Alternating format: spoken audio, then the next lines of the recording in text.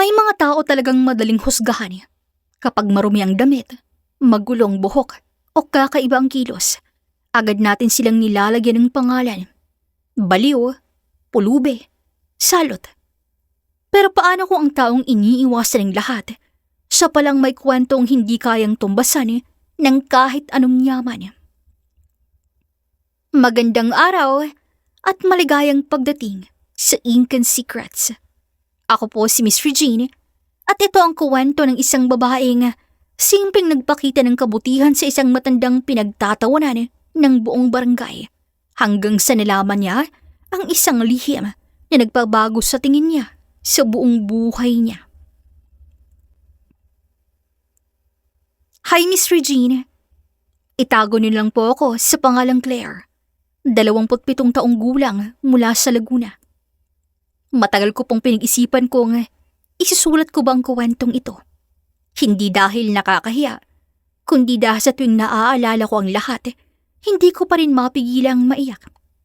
Marami pong nagsasabing mabait daw ako. Pero ang totoo, hindi naman talaga. Siguro alam ko lang ang pakiramdam ng mapagtabuyan. Lumaki kasi akong walang ama. Maaga ring namatay ang nanay ko, kaya ang lola kong nagpalaki sa akin. Naranasan kong walang makain, mawala ng pambayad sa renta, at minsay matulog ng gutom. Kaya nang magkaroon ako ng simpleng trabaho bilang kahera sa isang convenience store, nangako ko sa sarili kong kung may pagkakataon akong tumulong, gagawin ko. Doon ko nakilala si Mang Nardo. Sa unang tingin, aakalain mo talagang isa siyang taong wala na sa tamang pag-iisip. Laging magulo ang buhok, punit-punit ang damit. Minsan kinakausap pa niya ang hangin. Araw-araw siyang nakaupo sa lumang waiting shed sa tapat ng tindahan namin. Kapag may dumaraan, umiiwas. Kapag may mga batang naglalaro, tinutukso siya. Baliw! Baliw! At ang mas masakit, may mga matatanda pang natatawa. Hindi ko alam kung bakit pero tuwing nakikita ko siya, naaalala ko ang lolo ko. Kaya isang gabi habang pauwi ako, lumapit ako sa kanya. Tay, gusto niyo po bang kumain? Unti-unti siyang tumingin sa akin. Hindi siya nagsalita, tumango lang. At doon nagsimula ang lahat. Nang gabing yun, inabot ko sa kanya ang baon kung hindi ko naubos. 2 pirasong pandesal at 1 bote ng tubig. Naku miss, baka ikaw nang magutom. Okay lang po yun. May pagkain pa naman po ako sa bahay. Tahimik niyang tinanggap yun. Hindi siya nagmadaling kumain. Para bang matagal niyang nakalimutang may taong kusang lumalapit sa kanya. Bihira na lang talaga ang katulad mo. Napangiti na lang ako. Ingat po kayo ha. Simula noon, naging parte na siya ng araw ko. Kapag break ko sa trabaho, ginadalhan ko siya ng tinapay o kaya'y ulam na niluluto ng lola ko. Hindi ko naman inakala nga mapapansin yun ng mga tao. Isang hapon habang inaabot ko sa kanyang isang supot ng lugaw, Aba Claire! Sigaw ng kapitbahay naming si Aling Mercy. Bakit ba lagi mong pinapakain yung baliw na yan? Napalingon ng ilang tao. May ilan pang natawa. Hindi ka ba natatakot? Baka kung anong gawin yun sa'yo. Ngumiti lang ako. Gutom lang po siya, Aling Mercy. Ay, sayang lang ang pera mo. Hindi na magbabago ang taong yan. Hindi na ako sumagot. Mas pinili kong umupo sa tabi ni Mang Nardo. Tahimik lamang siyang kumakain. Maya-maya nagsalita siya. Pasensya ka na. Napatingin ako sa kanya. Bakit po? Dahil napapagalitan ka ng dahil sa akin. Wala po yun. Sandali siyang natahimik bago muling nagsalita. Alam mo, dati, marami ring nakapaligid sa akin. Hindi ko nga lang sila maalala.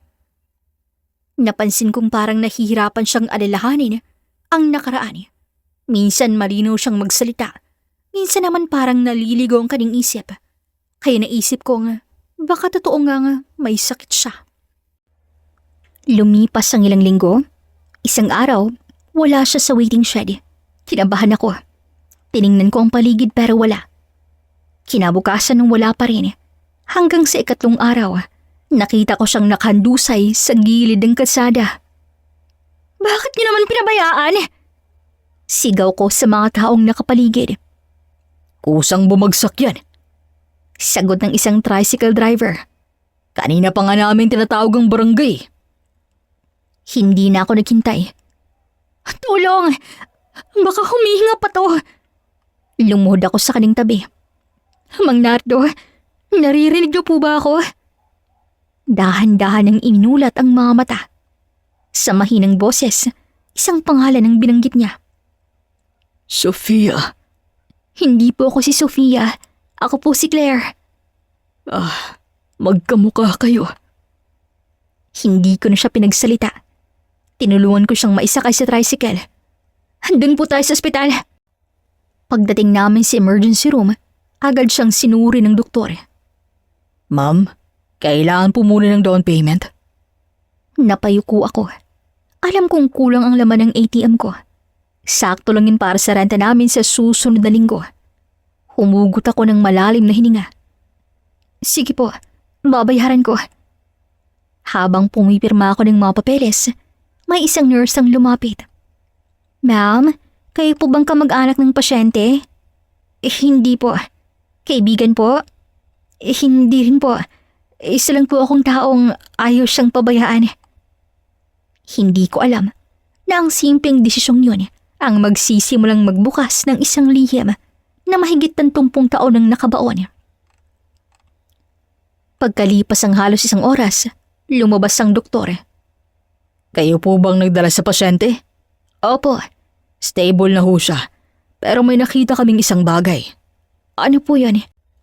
May lumang wallet po siya. Nandun ang ilang dokumento, pero halos burado ng iba.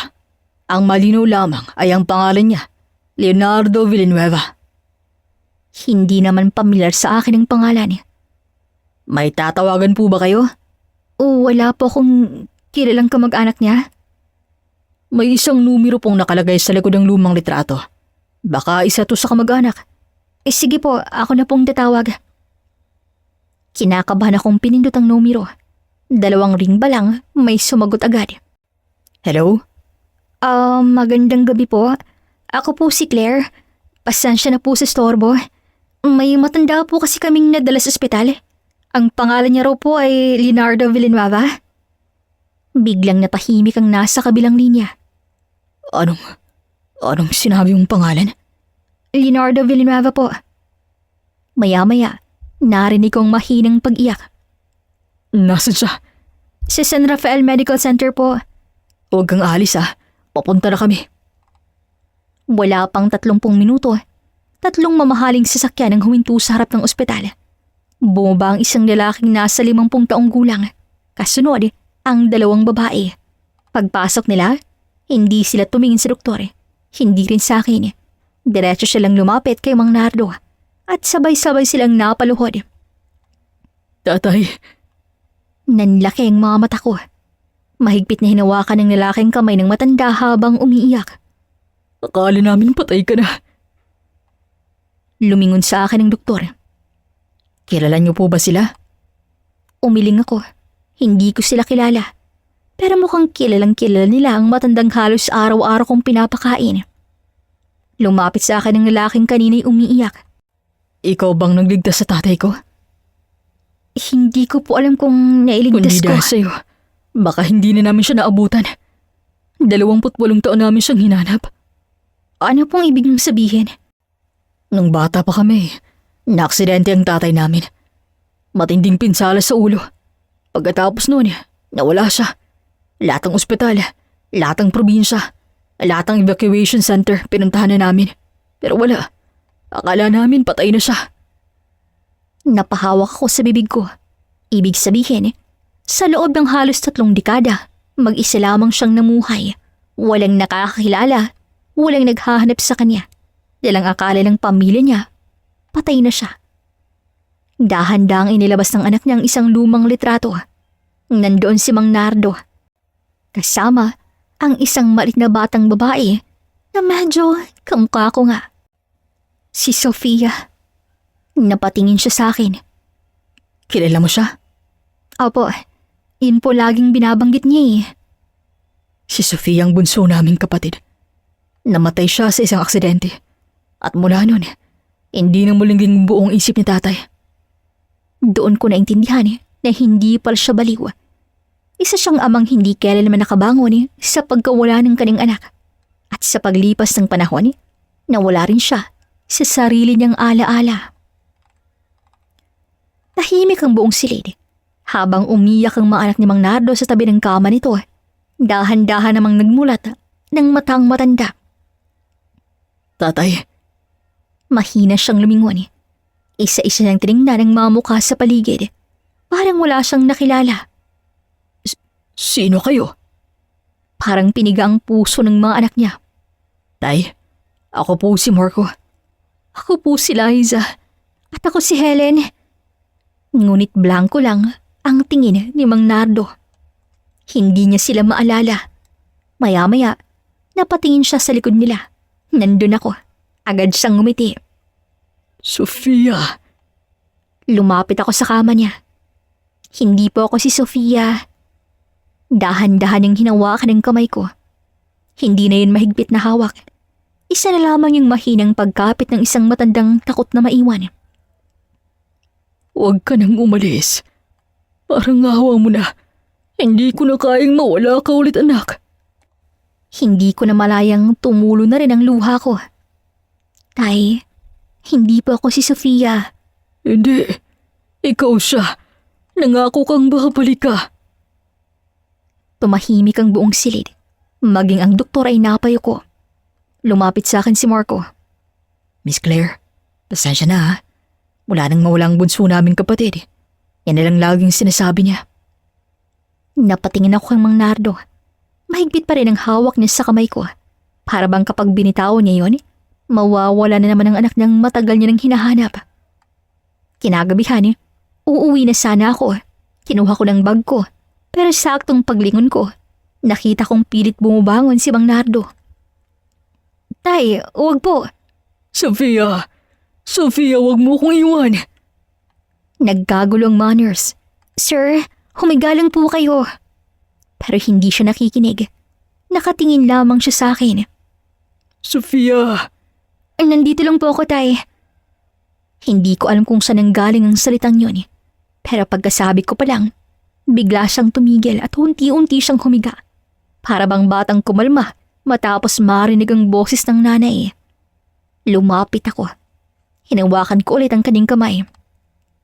Nandito lang po ako. Hindi ko alam kung tama bang ginagawa ko. Alam kong hindi ako si Sofia. Pero kung ilang sandaling paniniwala niyang makakapagbigay sa kanya ng kapayapaan, hindi ko magawang itama siya. Alam kong babalik ka. Ipinangako mo kasi sa akin yan. At tuluyan siyang nakatulog. Paglabas ko ng silid, nadatnan ko si Marcong nakaupo sa hallway.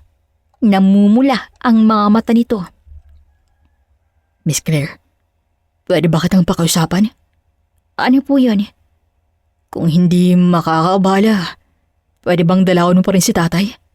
At hindi araw-araw, kahit ilang minuto lang. Ikaw lang kasing nagpapangiti sa kanya eh. Ikaw lang ang pinapakinggan niya. Sa tuwing nakikita ka niya, parang hindi na siya natatakot. Bilang anak, masakit aminin hindi na kami naaalala niya. Pero kung ikaw ang nagbibigay sa kanya ng kapayapaan, handa naming tanggapin yun. Hindi ako agad nakasagot. Hindi dahil ayoko, kundi dahil ramdam kong sakit ng isang pamilya na naroon lang, pero hindi nakilala ng sarili nilang ama. Lumipas ang isang buwan, malaki ng pinagbago ni Mang Nardo. Hindi na siya nakitira sa waiting shed na dati niyang tinutulugan. Nasa sarili niya ng tahanan. Isang malawak na lumang mansyon na muling nabuhay ng sigla matapos ang halos 30 taong paghihintay sa pagbabalik ng haligi ng pamilya. May sarili na siyang nurse. May physical therapist at kada linggo, dinadala siya ng mga anak niya sa espesyalista upang unti-unting gumaling ang kanyang alaala. Hindi man tuluyang bumalik ang lahat ng kanyang mga alaala, mas madalas siya siyang ngumiti. Mas madalas na rin siyang matawa. At higit sa lahat, hindi na siyang muling natulog sa kalsada. Isang araw, inimbitahan ako ng pamilyang Villanueva sa mansyon. Pagdating ko ron, sinalubong ako ni Marco. Claire, may gusto sana kaming ibigay sa'yo. Iniabot niya sa akin ng isang puting sobre. Pagbukas ko, nanlaki ang mga mata ko. Puno yun ng tseke at mga dokumento. Para saan po to? Konting pasasalamat lang. Kung wala ka, baka hindi na namin muling nayakap ang tatay namin. Agad kong isinarang sobre at iniabot ko yun pabalik. Pasensya na po, hindi ko po pwedeng tanggapin. Bakit? Hindi ko naman po tinulungan si Mang Nado dahil may inaasahan po ako. Kung tatanggapin ko po to, parang binayaran niyo na po ang kabutihang kusa kong ibinigay. Pero deserve mo yan. Hindi po. Ang makita ko pong kumakain siya ng maayos sa mesa, may sariling higaan, kasama ulit ang pamilya niya. Sapat na po yun para sa akin. Natahimik silang lahat hanggang sa lumapit si Mang Nardo. Mahina ng kanyang lakad pero malinaw ang kanyang ngiti. Hinawakan niyang dalawang kamay ko. Salamat. Walang anuman po yun, Mang Nardo. Tinitigan niya ako. Hindi niya na ako tinawag na Sofia. Hindi na rin niya ako napagkamalan. Ngunit bago niya binitawan ang kamay ko, mahina siyang bumulong. Kung nasa naman ang anak ko, sigurado kong ipinadala ka niya. Hindi ko napigilang mapaluha. Mula noon, naging bahagi na ako ng pamilya nila. Hindi bilang anak, kundi bilang isang taong nagpabalik ng pag-asa sa kanilang tahanan. Tuwing linggo, dinadalaw ko pa rin si Mang Nardo. Minsan nagkakape kami sa hardin, minsan nagkukwentuhan lang. At kung minsan, tahimik lamang kaming magkatabing nakaupo habang pinapanood ang paglubog ng araw. Claire, Po, Tay? masarap palang tumanda kapag hindi ka nag-iisa. Hindi na po kayo mag-iisa, Tay. Makalipas ang isang taon, maagang tumawag si Marco. Pagsagot ko, hindi siya agad nakapagsalita. Naririnig ko lang ang kanyang paghinga. Marco? Claire, wala na si tatay. Paano? Natulog lamang siya kagabi. Pero kaninang umaga hindi na siya nagising. Tahimik lang siya. Wala naman siyang sakit eh. At alam mo bang pinakamasakit? Nakangiti siya. Pagdating ko sa mansyon, totoo nga, nakahiga si Mang Nardo. Mapayapa ang kanyang muka. Parang mahimbing lamang ang kanyang tulog. May bahagyang ngiti rin sa kanyang mga labi na parabang sa huling pagkakataon, may nakita siyang matagal niyang hinahanap. Lumapit ako't hinawakan ng malamig niya ng kamay. Magkikita na po kayo ulit ni Sofia. Tuluyang pumatak ang mga luha ko. Hindi dahil sa lungkot lamang, kundi dahil alam kong sa wakas, hindi na siya kailangang maligaw. Minsan, hindi natin kailangang baguhin ang buong mundo para maging bayani sa buhay ng isang tao. Minsan, isang pirasong tinapay lang, isang mangkok ng lugaw, isang bakikinig, o isang kamay na handang humawak kapag wala nang gustong lumapit. Hindi natin alam kung anong laban ang dinadala ng bawat taong nakakasalubong natin. Ang iba, hindi baliw, pagod lang, nasaktan, o matagal lang naghahanap ng isang taong maniniwala pa rin sa kanila. At natutunan kong hindi lahat ng pamilya ay nagsisimula sa iisang apelido. May mga pamilyang nabubuo dahil sa kabutihan at may mga taong hindi mo kadugo. Pero habang buhay kang ituturing na bahagi ng kanilang puso. At kung may isang aral mang iniwan sa atin ng kanilang kwento, sana'y ito yun. Huwag nating husgahan ng isang tao batay sa kanyang itsura o kalagayan dahil may mga sugat na hindi nakikita ng ating mga mata. Minsan, ang pinakamalaking himalang maibibigay natin ay hindi pera, kundi oras, malasakit at isang pusong handang umunawa. Maraming salamat po sa inyong pakikinig. Kung nagustuhan niyo po ang kwentong ito, huwag kalimutang i-like, i-share at mag-subscribe sa Ink and Secrets. Ako po si Miss Regine. At hanggang sa susunod na kwento, dito lamang sa Ink and Secrets.